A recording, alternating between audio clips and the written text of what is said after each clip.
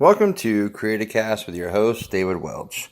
And today's topic is about a place near and dear to me. It is Easter Seals. It is a powerful organization of leaders who really step up for the disabled community. And here's what I'm talking about. They have day programs where parents of disabled children can take their kids so that they too can get a break from the day-to-day assistance with their child or disabled loved one. They have one-on-one programs, and I'm specifically raising money for the one-on-one component of their program at Easter Seals.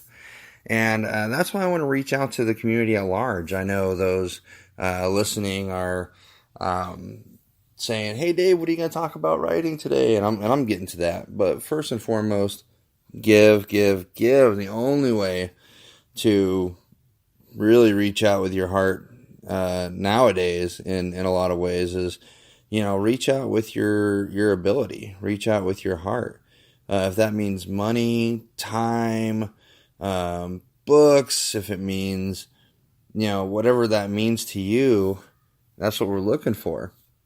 We do, there are specific items that these individuals need, and those are posted and listed on their website. And this is for Easter Seals Nevada is what I'm raising money for. There are other Easter Seals. I did post a link in the description of this podcast, so for those listening, click on the link, hit sponsor me, and whatever you can give, whatever's in your heart. And just know it's going towards the vast majority of the disabled community for the one-on-one help that they need. Okay? Now, the reason I bring this up right out the gate is because it's hard for me to make that ask of anyone without giving you full information ahead of time, without telling you why I endorse this charity. And I do because I have, cousins, I have relatives that are part of the disabled community, and for a long time they didn't have, programs readily available to them that met their needs and gave their parents an opportunity to be super successful as well. They had to work it around, work the care of my family, work the care of, the individuals in my family with disabilities in order to make do, in order to make things happen. And it's a sacrifice. It's something that the community can definitely help with. And, I know money's tight for a lot of individuals, and, it's serendipitous that, I make the ask. And I'm getting my writing community behind me. I've put my money where my mouth is. I've invested myself. I've invested money. I've invested time and energy, and I'm still doing it. And that's because I endorse this, and I believe in what this charity can do. It's Easter Seals, and like I said, look into it yourself. 89% of every dollar, 89 cents out of every dollar goes towards funding that day program. So, the rest is administration, stuff like that. I understand that a lot of charities aren't dollar for dollar.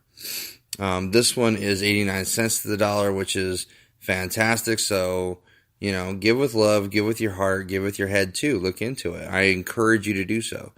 Easter Seals, Nevada. Now, a huge part of the writing community right now is really striving to get their work out. There's a lot of work out there, and I'm going to be frank, not a lot of it is getting its proper due, because there is such a flood in the market when it comes to novels and work, and I can understand why a lot of the big creative communities are now kind of hesitant to say, hey, your stuff is publish worthy, your work is ready to go. And even so, even with that hesitation, there's still a lot of good quality stories and work coming out of the woodwork. And we need that. We need that so much in our society right now. Good quality writing, good quality creative writing. We need to foster those brain synapses of our future. Your writing right now is relevant to you now, but it's going to be relevant to someone 100 years from now because of the kind of story that you're crafting, because of the type of poetry you're crafting. Whether you think people are in line with what you're doing right now, it doesn't mean they're not going to be in line with it later. So put your work out there and make it happen, but be crystal clear that the feedback you get from the writing community is not with disdain, not with jealousy, but with love. If the work is good and it's quality work, you're going to get that love back. If you get if your feedback is, hey, and I really encourage people to leave honest reviews on Amazon. If it's not the best well-written book you've read, or if it's not up to par with other stuff maybe that author has written, so just say so. It's okay. And it's good for authors to really get that criticism because it helps us perfect our craft.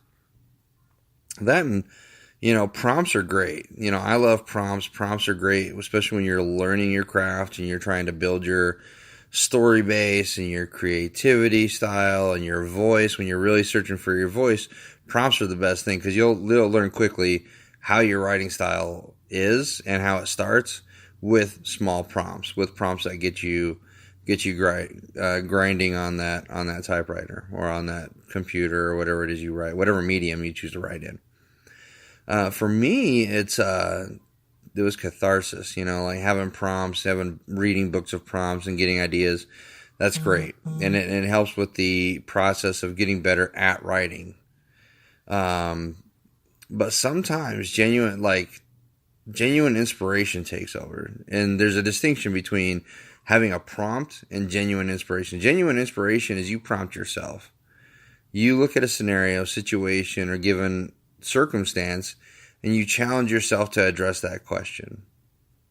That is what it's all about. That is prompting yourself. That is getting, to the root of a problem that you're trying to work out and solve, which is fantastic.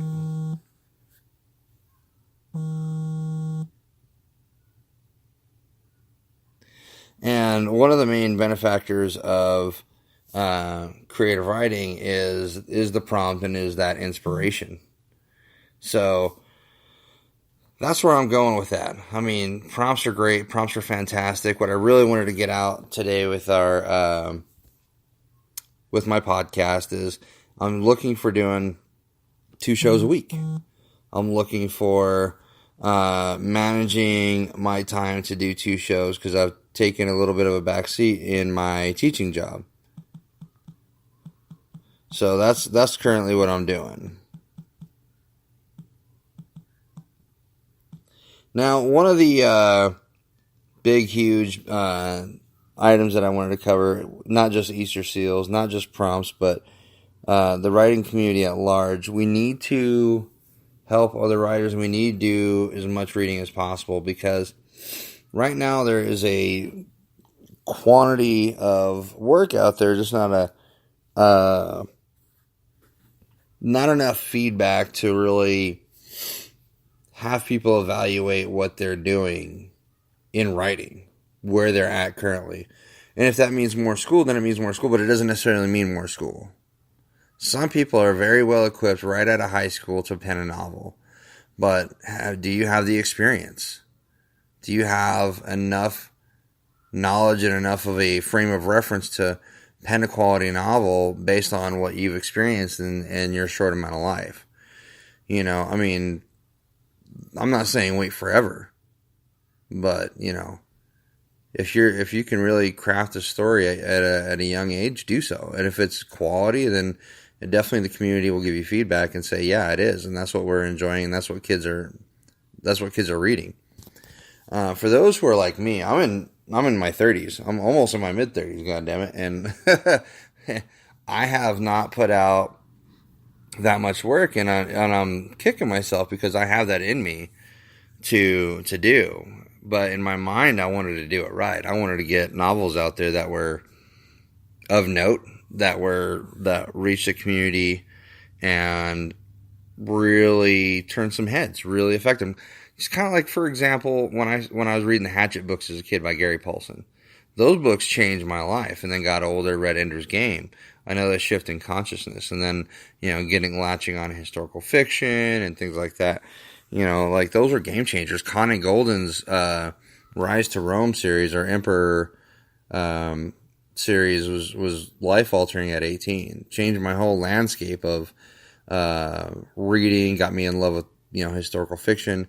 I'd never read a book like that. It was intense. It was something that may have already been in existence, historical fiction writing, but it really got me into that community.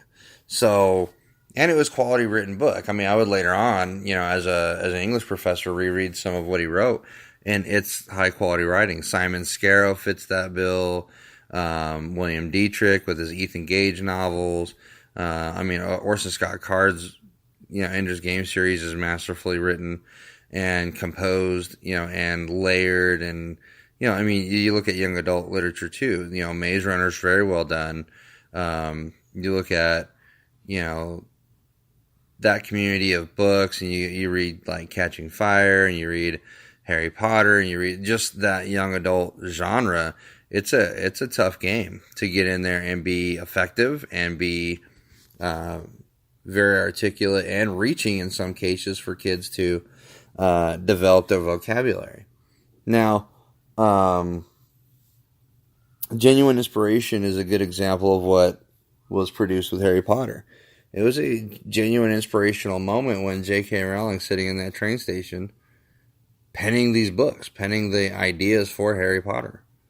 She looked at the majesty that is the United Kingdom. She looked at the majesty of what it would be to live in this world, a wizarding world, and really chase after it. Because books like that have been done. Not like that, not exactly similar, but books like Matilda and other books that have reached into that magical landscape, if done correctly, will hit well, like Matilda has, or other books of that genre. I mean, you look at the effect Goosebumps had on my life, which led me to read, Terry Godkind, which led me to read not just fantasy, but led me to read horror fiction, Stephen King, Dean Koontz, and other prolific writers, even John Shirley with his cyberpunk series and some of his horror fiction.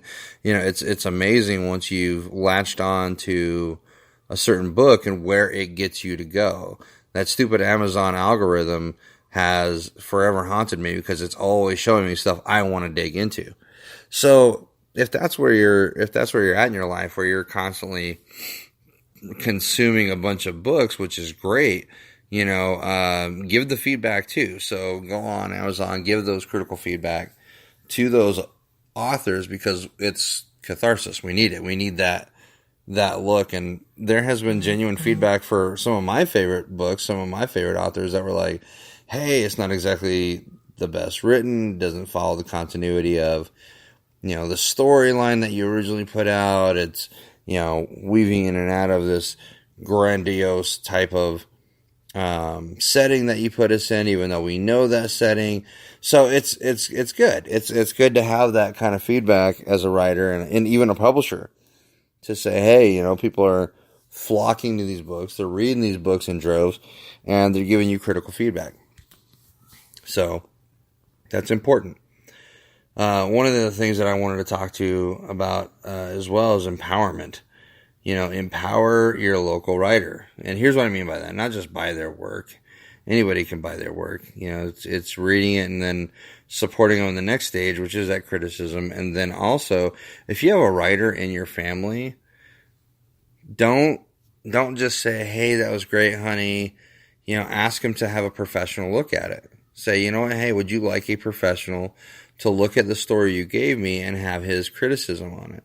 Or, as a writer yourself, if you're, in school, get it in front of your professors. Your professors are professional readers. It's what they do. It's what their brain is locked onto, is the academia side of things. They'll look at it with the most critical eye you could probably give. And they'll give you the honest feedback you're looking for. If they say, hey, I'm not sure this is ready for publication, take that as good feedback and then work your ass off to get draft 1, 2, and 3 completed.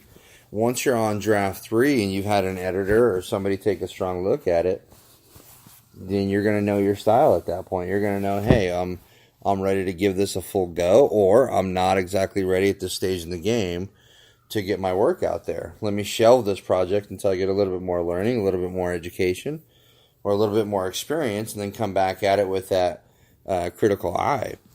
And the reason I love prompts and prompting ideas for genuine inspiration is here's what I mean. So a prompt could easily say, go eavesdrop on a conversation and develop a story in 3 pages, yada, yada, yada. Great. But genuine inspiration comes from sitting in a venue by yourself, prompting yourself to just, I'm going to go to the park today and see what I see, hear what I hear, and then write from the heart, which is great. And that's a good genuine inspiration. If you see something, that can manifest into something larger based on that inspiration, or, hey, you're really into a type of series right now on Netflix and you think you have the chops to improve upon, expound upon, or create your own narrative, loosely based or loosely inspired from, those circumstances, then absolutely. I mean, look at the Duffer Brothers and look at what they're doing with, Stranger Things. I mean, that is an amazingly woven storyline from so many 80s and early 90s and inspirational cues that it's crazy. You got a little bit of E.T., you've got Goonies, you got so many things that interweave into that narrative. It's amazing what they've done. And that's genuine heart that goes into it. And you could easily craft from your experiences too. I'm pretty sure you have a slew or plethora of things to reference from. But then there are mechanics. There are mechanics to writing. Everybody thinks that, I can just weave the story however I want, and then you discover, hey, I've got too much exposition. I'm not Dickens. Readers don't want, 17 pages of exposition before you get to the first dialogue piece, unless it's so important to set up that way that, you end up, crafting your entire story like that. But think about it. Do I have too much exposition? Do I have way too much? Am I so interwoven with my dialogue that it almost becomes Hemingway-esque and you don't know exactly who's talking based on what's being said? Or you can infer, but you don't actually know. So it's one of those things. And then continuity is a must. If you're going to have something that the character does all the time, and you mention it only once, then you may have to go back and integrate it into another draft. So think on that. Think about how you're composing your stories, where you're getting your inspiration from, and then who you're doing it for. If you're doing it for the notoriety, brother and sister, let me tell you, there are authors literally on every block and every street in the country. If you're doing it for you and the benefit of others, and you're writing for your heart, you're going to make it. You're going to make it to the top. You're going to make it to where you need to be, because you're not just putting the work in, but you're putting your heart in it too. So sometimes being able to have the mechanics is great, but being able to tell a good story is also great. You have people that are part of both worlds, and here's what I mean. You'll have people that have the most amazing imagination and can craft these genuine, amazing stories out of thin air, out of their own talking head, and they'll lack any mechanical ability to do anything, in actually crafting that story. But in their head, it's already played out like a movie. They know how they want it to go. Then you have the inverse, where you have the mechanical genius of a person who has all of the tools and the mechanics able to craft a story, but none of the imagination. So sometimes writing pairs work very, very well. Now, I'm not discounting, so in the example I'm going to give, I'm not going to discount either author, because they both separately and individually pulled off some great stuff. But Ridley Pearson and Dave Barry's Peter and the Starcatchers was phenomenal. Phenomenal writing, phenomenal inspiration for a lot of things. It had even inspired a play called Peter and the Starcatchers. So that inspiration and that genius of two different types of writers, one comedy writer, one YA writer, produced a very powerful narrative, a very powerful story, and brought us to where we would be if we looked in on Peter Pan from the eagle eye point of view we get when we first enter Neverland in the Disney film. And we would get that, we would understand going in why that is significant, why that's important, and where the genesis of things come from. So that's all intriguing to me. That's all powerful stuff. So the genesis of a lot of creative work comes from an incident, maybe something happened to you that you experienced that you need to get out, like Ned Vicini and a few other authors who've written like almost autobiographical accounts of what happened to them or the experiences they felt while they were incarcerated or whatever have you, or whatever journey they were going on. And that is a good source of inspiration. It's a good source of quality writing. It's not like Ned had this idea one day, well, what about a guy who, he's not sitting there around Hollywood what about a guy who's, in a mental facility having this breakdown, and he didn't do a ton of research. He lived it. So that gives another aspect to and an edge to his writing, because he interacted with souls that are just in that same predicament or in a similar situation where they were, in the box for hard reasons, or they're in their ability.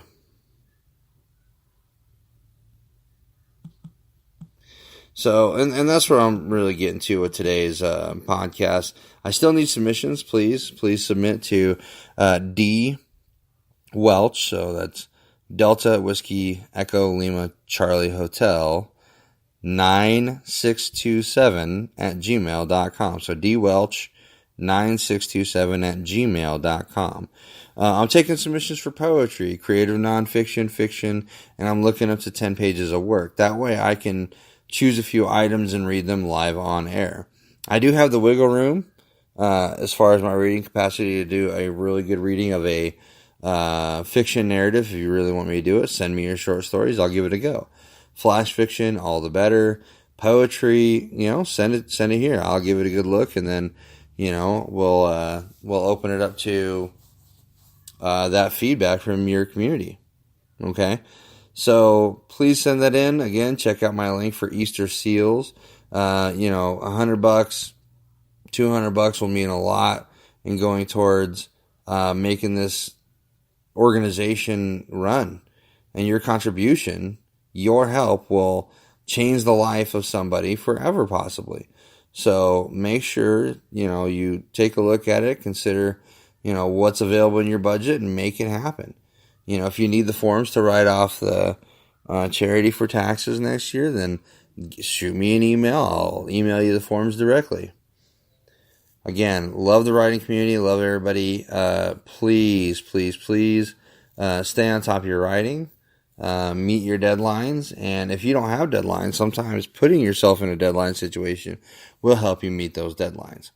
So work on your craft, work on your art. Make sure it is to you and someone else, of importance, that it's publication ready.